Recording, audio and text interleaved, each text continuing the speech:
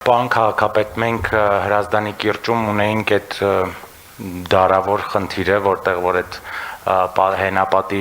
ջրերը գալիս են ու լցվում են ասֆալտը, քանդում են։ Մենք այս պահին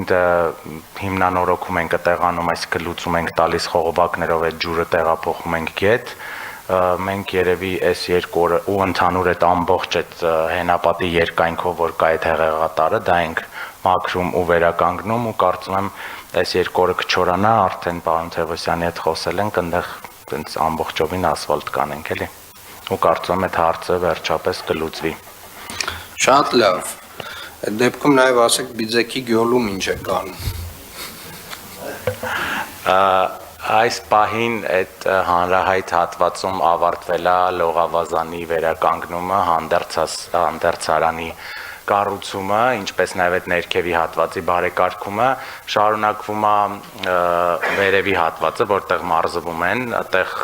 ընդհանուր բոլոր այդ մարզասարքերի վերանորոգումը արեցինք եւ ինչպես նաև այդտեղ անելու ենք մասնակի ռետինե հատակներ եւ նաև տեղադրվելու են լուսացույցեր երթևեկությունը կառավարելու համար, ինչպես նաև մի հատ շատ մեծ խնդրանք ունեին այդ մարդիկ, որոնք որ վերևը տենց պուրակ են սարքել, այդտեղ ջրի խնդիր ունեին, նաև տեղադրվել է այնտեղ արևային վահանակներ, այդ ամբողջ տարածքը լույսով ապահովելու համար, ասեմ, որ դա նաև իրականացվում է մեր